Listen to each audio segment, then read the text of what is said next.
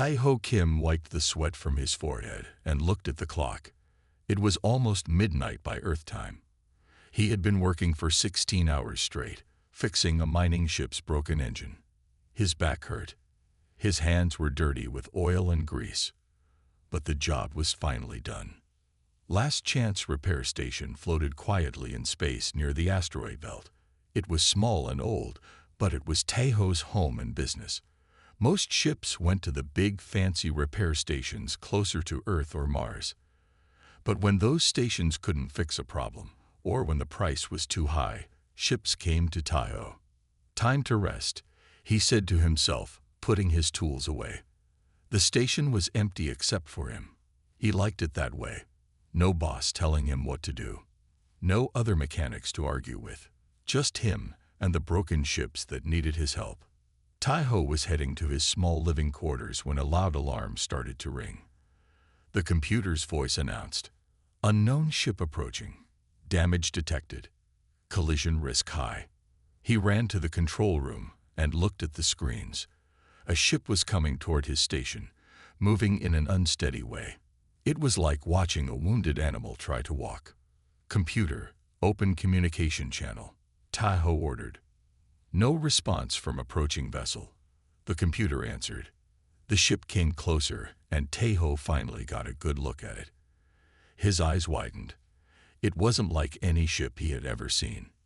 It was about the size of a small transport ship, but its shape was strange. It looked almost like a wolf, with a long body and a head-like front section. Parts of it seemed to be made of normal metal, but other parts had an organic look, like muscle or skin. The outer hull was dark gray with blue markings that reminded Tai-ho of tribal patterns. The ship was badly damaged. Large holes showed in its side. Some kind of blue fluid leaked from several places. Many of its lights were out, and the few that remained blinked weakly. "Computer, open emergency docking bay," Tai-ho said, making a quick decision. Warning: unknown ship design. Possibly alien. Earth Defense Authority regulations require immediate report. Tai-ho hesitated. The EDA had strict rules about alien contact. He should report this right away. But the ship looked like it would fall apart any minute. If he waited for EDA approval, it might be too late. "Override. Emergency docking protocol," he said firmly. The docking bay doors opened, and Tai-ho watched as the wolf-shaped ship slowly limped inside. It moved with the last of its energy, settling onto the floor of the bay with a loud groan of metal. Then all its lights went out. Grabbing his portable toolkit, Tai-ho hurried to the airlock. He put on his protective suit, just in case the ship had dangerous materials or strange air inside. His heart beat fast as the airlock cycled open. Up close, the ship was even more amazing. Its hull was warm to the touch, not cold like metal should be. In some places, it seemed to pulse slightly, like it was breathing. The damage was worse than he had thought. Whatever had happened to this ship, it was a miracle it had made it to his station. Tai-ho walked slowly around the vessel, looking for an entrance. He found what looked like a door on the side, but there was no obvious way to open it. "Hello," he called out, feeling a bit foolish. "Is anyone there? Do you need help?" No answer came. Either the ship was empty, or its crew couldn't respond. Suddenly, part of the hull shifted, opening a small gap. It wasn't a proper door, more like the ship was making an opening just for him. Blue light spilled out from inside. Tai-ho took a deep breath. Every safety rule said he should wait for EDA officials. Every instinct told him whoever or whatever was inside needed help now. He stepped through the opening, into the unknown. Inside the wolf ship, Tai-ho found himself in a strange world. The walls seemed alive. They glowed with soft blue light that moved like water. There were no sharp corners, just smooth curves everywhere. Tubes and wires mixed with things that looked like veins and muscles. He called out again, "Hello? Anyone here?" No answer came. Tai-ho moved deeper into the ship, his hand touching the wall to steady himself. To his surprise, the wall felt warm and seemed to pulse under his fingers. When he pulled his hand away, the glow followed it for a moment, like the ship was watching him. After searching for 20 minutes, Tai-Ho realized something important. There was no crew, no pilot seats, no sleeping areas, no food storage. This ship was different. It might be the ship itself that was alive. He had heard stories about the Wolven, an alien race that made ships that were part machine, part living thing. But humans had never met them directly. Most people thought they were just tourists.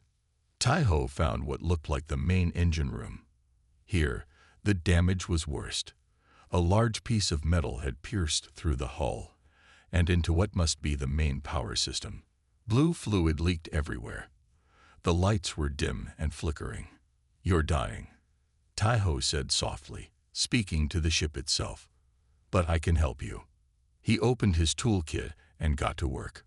First, he needed to stop the leaking fluid. He found that when he touched certain parts of the ship, it responded. Not with words, but with changes in light and small movements. It was like a language of machine and touch. When Tai-Ho removed the metal piece that was causing damage, the ship made a sound like a sigh. The blue lights brightened a little. "That's better, isn't it?" Tai-Ho said. "I'm going to call you Heta. It's a guardian animal from old Earth stories." For 3 days and nights, Tai-Ho barely slept. He fixed what he could, using parts from his own stock when possible.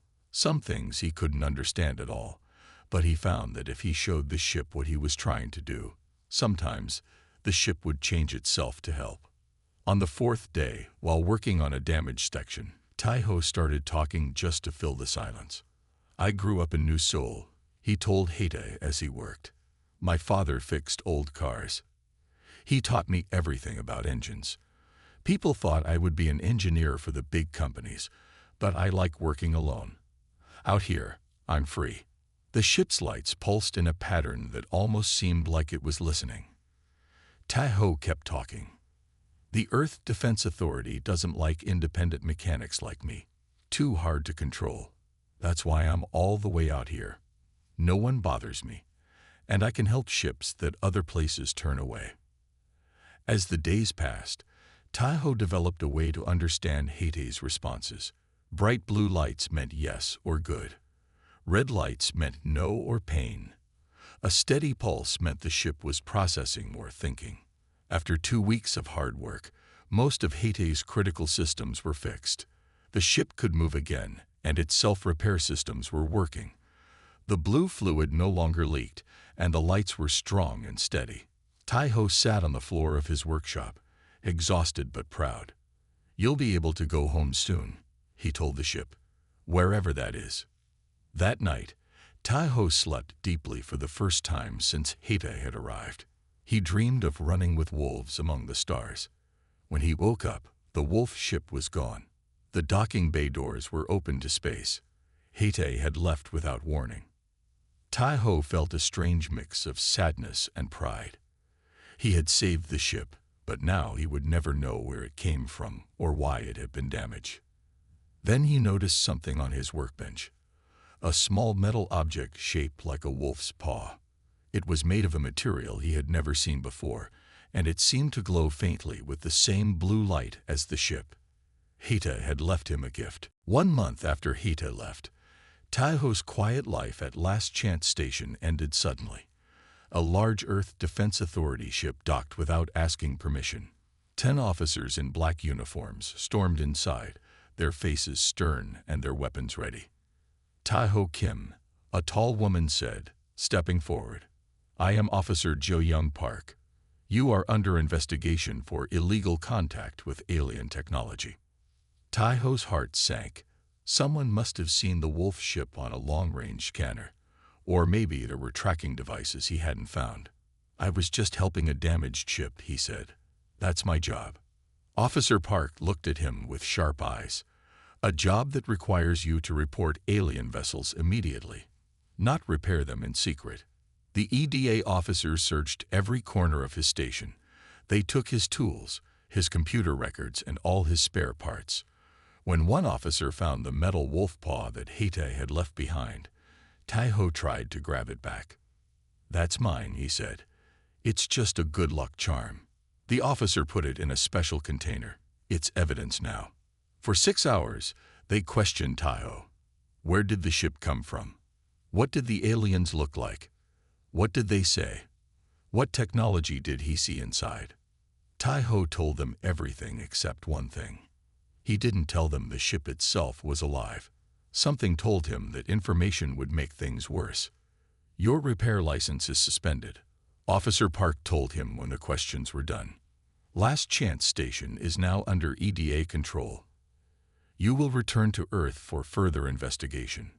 Tai-ho looked around at the home and business he had built over 10 years. All gone because he helped someone in need. On the transport ship back to Earth, Tai-ho sat alone by a window, watching the stars. To his surprise, Officer Park sat down across from him. "The others think you're a spy," she said quietly, "or that you made a deal with aliens to get rich." "I'm just a mechanic," Tai-ho said. "The ship was damaged. I fixed it. That's all." Officer Park studied his face. "I believe you. That's why I've arranged for you to go to New Seoul instead of a detention center. My brother has a small vehicle repair shop there. He needs help." Tai-ho looked at her in surprise. "Why would you help me?" "Because the EDA is wrong sometimes," she said. "They're so afraid of aliens that they forget about being human." She handed him a small package under the table. "I thought you might want this back." Inside was the metal wolf paw. 3 months later, Tai-ho was working in a small shop in the outskirts of New Seoul. The shop belonged to Officer Park's brother, who asked no questions about Tai-ho's past. The work was simple, fixing ground cars and small flying vehicles, nothing like the complex ships he used to repair in space. At night, in his tiny apartment, Tai-ho would hold the metal wolf paw and remember Hita. Sometimes it seemed to glow faintly, but maybe that was just his imagination. Officer Park visited sometimes. She had been assigned to Earth duty after arguing with her superiors about Tai-ho's case. Slowly, they became friends. She told him about EDA politics, and he told her stories about the strange ships he had fixed over the years. "Do you think they'll ever let me work in space again?" Tai-ho asked her one day. "Maybe someday," Jae-young said. "But the EDA has a long memory." Tai-ho nodded and looked up at the sky. He could barely see the stars through New Seoul's bright lights and smog. Somewhere up there, Hita was flying free because of him. That would have to be enough. He didn't know then that the wolf ship remembered him too. 5 years passed. Tai-ho's small repair shop in New Seoul had become successful. People knew him as the mechanic who could fix things others couldn't. With Jae-young's help, he had even gotten a legal Earth-based repair license. His life was simple but good. He worked hard during the day and spent evenings with Jae-young, who had become his closest friend. Sometimes they would sit on his small balcony, looking up at the few stars visible through the city lights. "Do you still miss space?" Jae-young asked one evening. Tai-ho nodded. "Every day. But this life is good too." What he didn't tell her was about the dreams. They had started 3 months ago. In these dreams, Tai-ho ran across the stars with a pack of wolves. Their bodies were part metal, part flesh, and their eyes glowed blue. They seemed to be looking for something, or someone. The dreams always ended the same way. The largest wolf would stop, raise its head, and howl. Then Tai-ho would wake up, his heart pounding. Strange things were happening during the day too. His tools would move slightly when he wasn't looking. The computers in his shop had odd glitches, and the metal wolf paw that he kept on a shelf above his workbench had started to glow at night, a soft blue light that reminded him of Hita. On a Tuesday morning, Jae-young came to his shop looking worried. She was no longer with the EDA. She had quit 2 years ago to work for New Seoul's security team. But she still had friends in the Space Force. "Something's happening," she said quietly, making sure no one else could hear. "A ship entered our solar system 3 days ago. It's not one of ours." Tai-ho's hands stopped working on the engine he was fixing. Alien? Jai-young nodded. And it's not alone. There are 4 ships, moving in a pattern that my friend says looks like, well, like a wolf pack. Tai-ho's mouth went dry. Where are they heading? That's why I'm here, Jai-young said. They're heading straight for Earth. For New Seoul, specifically. That night, Tai-ho couldn't sleep. He sat on his balcony, the metal wolf paw in his hands. It was definitely glowing now, pulsing with blue light like a heartbeat. "Hey, Tae," he whispered. "Is that you coming back?" The paw grew warmer in his hand. Suddenly, all the screens in his apartment turned on at once. His phone, his television, his computer, all showing the same image. A star map with a blinking dot moving toward Earth. The next morning, every news channel was talking about the alien ships. They had been spotted by regular telescopes now, close enough to see. The largest one looked like a wolf, people said. The government told everyone to stay calm, but military ships were moving into defense positions. Jai-young called Tai-ho early.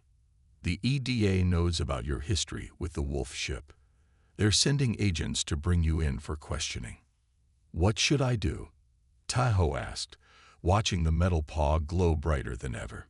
"Meet me at the old park in 1 hour," Jai-young said. I think these aliens are coming for you, Tai-ho. And I don't think they mean harm." As Tai-ho packed a small bag, his television changed channels by itself. A special news report showed live images of the approaching ships. The largest one was definitely like Hade, but bigger and more beautiful. Its hull gleamed with intricate blue patterns. The 3 smaller ships followed it like loyal pack members. All communications devices in the city suddenly made the same sound. A long, deep howl that raised goosebumps on Tai-ho's arms. He grabbed the metal paw and ran to meet Ji-dung. Above him, breaking through the clouds over New Seoul, 4 ships appeared. The wolf pack had arrived. People ran through the streets of New Seoul, some trying to get away, others stopping to look up at the sky. Military vehicles rushed past, sirens blaring. Overhead, the 4 wolf ships moved in perfect formation, ignoring the small human fighter jets that circled them cautiously. Tai-ho reached the old park where he was supposed to meet Ji-dung. His heart beat fast as he watched the largest wolf ship break away from the others. It was at least 3 times bigger than the Hade he had fixed 5 years ago. Its hull shimmered with blue light patterns that seemed to flow like water. The ship moved directly toward the park. "Tai-ho," Ji-young called, running toward him. "We need to go. The EDA is looking for you everywhere." "I can't leave," Tai-ho said, showing her the metal wolf paw. It was glowing so brightly now that it hurt to look at it. "I think they're here for this. For me." Jai-young looked up at the huge ship now hovering above the park. What if they want revenge? What if fixing their ship wasn't enough? "Then running won't help," Tai-ho said. He stepped forward into the open space of the park, holding the glowing paw up high. The big wolf ship stopped directly overhead. It was so close that Tai-ho could feel the heat from its engines. People at the edges of the park screamed and ran. Military officers shouted into radios. But Jai-young stayed by Tai-ho's side. A beam of blue light shot down from the ship, touching the ground about 20 feet from where Tai-ho stood. The light widened into a circle about 10 feet across. Then a platform descended through the light. On the platform stood a figure. At first, Tai-ho thought it was a very tall human wearing strange armor. Then he realized it wasn't armor at all. The figure had the body shape of a human but was covered in short silver-gray fur. Its face was wolf-like, with a long snout and pointed ears. It stood on 2 legs and had hands with fingers, but its feet were like a wolf's paws. It wore a simple blue uniform with markings similar to the patterns on the ship. The wolf being stepped off the platform and looked around. Its yellow eyes found Tai-ho immediately. It walked toward him with graceful steps. Jai-young moved slightly in front of Tai-ho. "Stay back," she called to the alien, her hand moving to the small gun at her side. The wolf being stopped. Then, to everyone's surprise, it smiled. The expression looked strange on its wolf face, but it was definitely a smile. Taeho Kim, it said in perfect, clear Korean. The mechanic of Last Chance Station. Haetae has returned. Taeho stepped past Jae-young, staring in wonder. You can speak our language. The wolf being nodded. I am Sora. I was created to speak with you. Haetae has taught us everything about you. By now, the park was surrounded by EDA soldiers. Taeho could see their guns pointed at Sora. More wolf ships had appeared in the sky over New Seoul. Your people are afraid, Sora said, looking around. They should not be. We come in friendship. An EDA officer with a loudspeaker called out, Alien visitor, stay where you are. Do not approach the human. Sora turned to look at the soldiers, then back to Taeho. Will you come with me to Haetae? The ship wishes to see you again. There is much to explain. Taeho looked at Jae-young. She bit her lip, but then nodded. Yes, Taeho said to Sora. I'll come. But my friend comes too. Sora's ears perked up. The protector? Yes, she may come. Haetae knows of her kindness to you. Taeho and Ji-young followed Sora onto the platform. The EDA officers shouted for them to stop, but no one fired. The blue light surrounded them, and the platform began to rise toward the great wolf ship. Taeho felt his feet leave the ground, and his heart filled with a strange joy. After 5 years, he was going back to space, and Haetae had come back for him. Inside the ship, Taeho gasped. It was Haetae, but so different now. The narrow passages he remembered had become wide hallways. The blue glow was stronger and steadier. The walls still pulsed with life, but they seemed healthier, stronger. Haetae has grown, Sora explained as she led them deeper into the ship. After you repaired the critical systems, the ship was able to heal fully and even improve itself. Jae-young stayed close to Taeho, her eyes wide as she took in the strange mix of technology and living tissue around them. It's beautiful, she whispered. They entered a large round room at the center of the ship. The walls here were covered with moving images of stars, planets, and what looked like maps of space. In the middle of the room was a platform with the same blue light they had seen outside. This is the heart of Haetae, Sora said. The ship wishes to speak with you directly. Taeho stepped onto the platform, the metal wolf paw still glowing in his hand. The blue light rose up around him, and suddenly the room seemed to disappear. He felt like he was floating in space, surrounded by stars. A voice spoke in his mind, not with words exactly, but with feelings and images that he somehow understood. Mechanic, friend, pack, Haetae. Taeho said out loud, Is that you? More images flashed in his mind. The day he had found the damaged ship, his hands fixing broken parts, his voice talking while he worked. You remember me, Taeho said, smiling. The voice that wasn't a voice continued. It showed him images of Haetae returning to a beautiful world where other wolf ships flew free.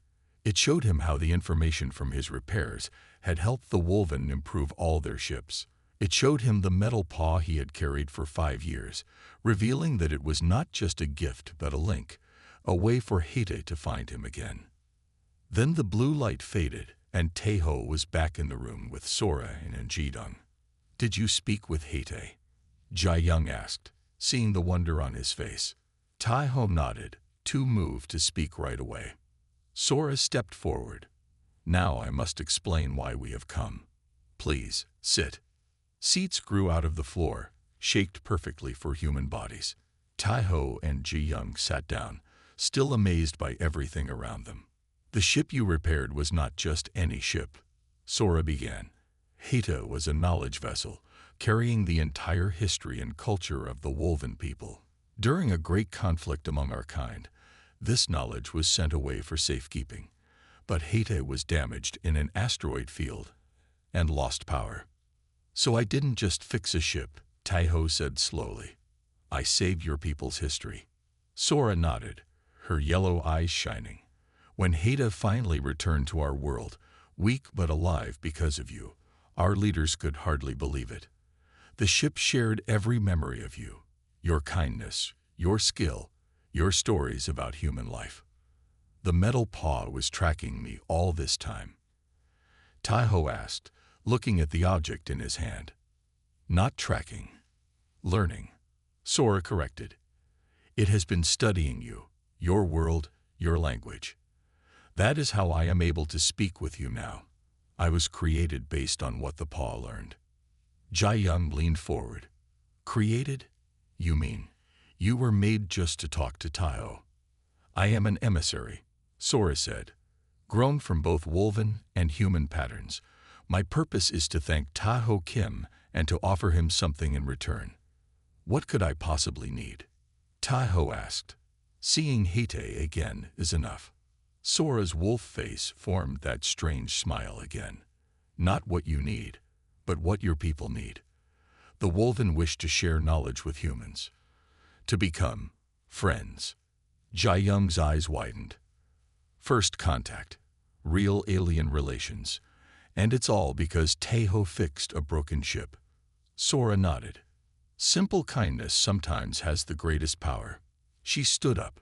Now we must speak with your leaders. They are very excited outside. Taiho looked at the walls, which now showed images of military ships surrounding Heta. They're afraid, he said, but they don't need to be. Will you help us speak to them? Sora asked. Will you be our voice to humanity? Taiho looked at Jaidong, who nodded encouragingly. Yes, he said. I'll help. After all, Hete is my friend. The next few days were the busiest of Taiho's life. Earth governments had set up a special meeting place in a large building near the center of New Seoul. Leaders from around the world came to meet the Wolven visitors.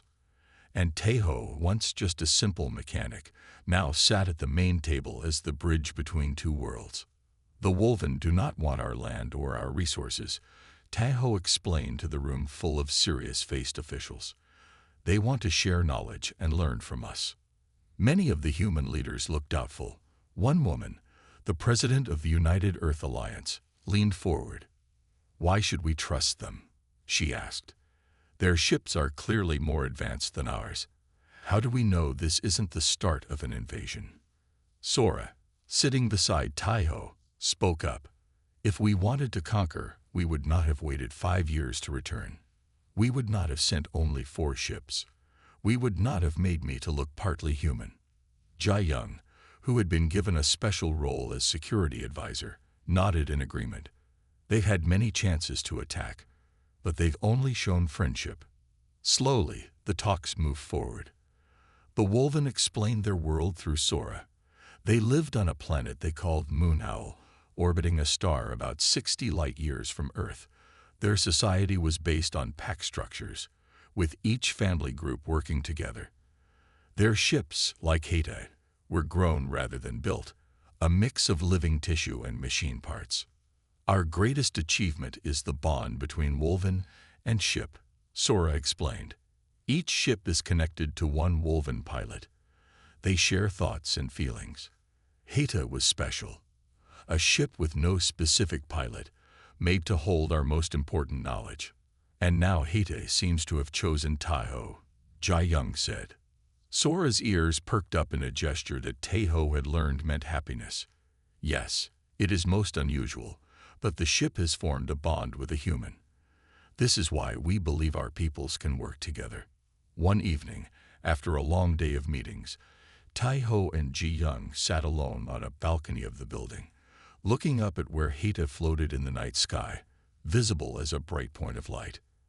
I can't believe how much has changed, Taiho said. Last month I was fixing car engines. Now I'm helping make history. Jai Young smiled and took his hand. You were always special, Taiho. That's why Heta came back for you. The next day, the Wolven made their offer official. They would share some of their technology, especially their medical knowledge and clean energy systems. In return, they wanted to learn about human art, music, and culture. Your creativity amazes us, Sora told the human leaders. Wolven think in very structured ways, but humans imagine things that have never existed. To everyone's surprise, the Wolven were most interested in Taiho's repair methods. You fixed Heta with simple tools and creativity, Sora explained. Our engineers would have given up. They follow rules. You tried new things. A formal agreement was signed.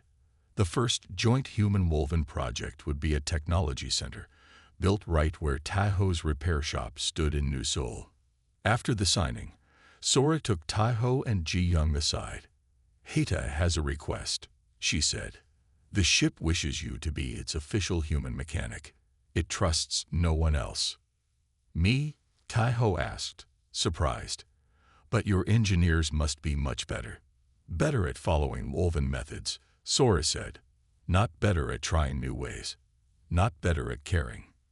Taiho thought of the lonely nights he had spent talking to Heta while fixing its broken parts. He had treated the ship with respect, not just as a machine but as a being. I would be honored, he said. That night, Taiho dreamed of running with wolves again. But this time, he wasn't just running with them. He was part of the pack. 1 year later, Taiho stood in the center of the new Human Wolven Technology Institute. The building had been built where his small repair shop once stood, but it was now a large, beautiful structure with flowing lines that reminded everyone of a wolf in motion. Hard to believe this all started with a broken ship, Ji-young said, standing beside him. She now worked as the head of Human-Wolven Relations for the Earth government, a job that kept her very busy.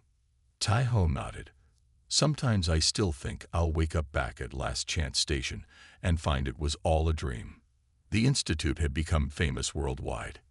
Here, human engineers worked side by side with Wolven visitors. Together, they had already made amazing progress. New medical tools could heal wounds in minutes. Clean energy systems powered whole cities without pollution, and ships based on Wolven designs were being built for deep space travel. Sora, who had stayed on Earth as the main Wolven representative, walked up to them. After a year among humans, she had adopted some human gestures, like shaking hands and nodding. But her wolf face and yellow eyes still turned heads wherever she went. Taiho, Ji-young. She greeted them warmly. The council wishes to speak with you. They followed her to a special room where a large screen showed 5 elderly Wolven with silver-gray fur. Greetings, friends of the Wolven, the largest one said. His name was Quan, and he was the leader of the Wolven Council. We have a proposal for you. Taiho and Ji-young listened carefully as Quan explained. The Wolven wanted to invite a human to visit their home world. Not just any human. They wanted Taiho to be the first person to see Moon Owl. Heta has requested that you come, Quan said. The journey will take 3 weeks each way in the ship. You would stay on our world for 1 Earth month. Taiho felt his heart race with excitement. Space travel. A new world. Then he looked at Ji-young, and his heart sank a little. I would be honored, he said to Quan. But I don't want to leave Ji-young behind. The Wolven on the screen looked at each other. Then Quan spoke again. Heta suggested you might say this. The ship has agreed to take both of you. Later, as they prepared for the journey, Taiho worked in Heta's engine room, checking systems that he now understood much better after a year of working with Wolven technology. We're really going to another world, he said to the ship, knowing Heta could understand him now. Who would have thought a mechanic from Last Chance would be the first human to visit alien planets? The ship's walls pulsed with blue light in a pattern that Taiho recognized as happiness. Ji-young joined him, carrying a small bag with her things for the journey. The EDA officials are so jealous, she said with a laugh. The same people who wanted to arrest you 5 years ago now wish they were in your place. On the day of departure, a large crowd gathered to see them off. Human and Wolven leaders made speeches about friendship between species. Reporters took pictures. Children waved flags with both human and wolf symbols. As they boarded Heta, Sora walked with them to the entrance. You have changed history, Taiho Kim, she said. Before you, Humans and Wolven might have met with fear and maybe war, but you showed that kindness can bridge any gap, even between different worlds. Inside Haiti, Taho and Ji Young settled into the comfortable room the ship had made for them. Through the window, they watched Earth grow smaller as they rose into space. I still don't understand why they chose me, Taho said. I'm just a mechanic. Ji Young took his hand. You're the mechanic who fixed a ship when it needed help, without asking for anything in return. You treated Haiti with respect and care. That says more about humanity than any official could. As Haiti accelerated toward the stars, Taho thought about how a simple act of kindness had opened up the universe. He had always fixed things. That was his job. But in fixing one broken ship, he had helped fix the gap between two worlds. And now, with Ji Young beside him and Haiti carrying them safely through space, Taho was heading toward adventures he had never dreamed possible. The mechanic and the wolf ship were going home together.